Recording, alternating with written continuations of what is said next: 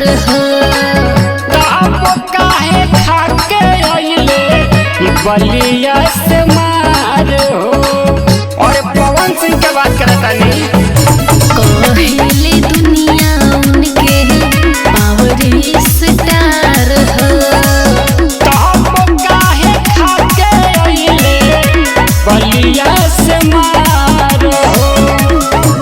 कटोरा ना तो हवे उनसे साढ़ू के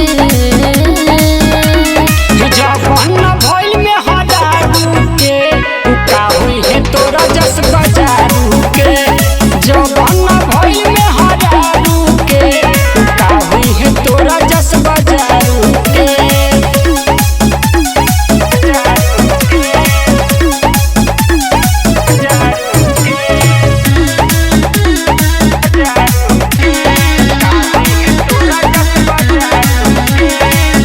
अक्षरा डिपल से भी ज्यादा करे हमसे प्यार हो। पवन सिंह करे ना कबनो लइका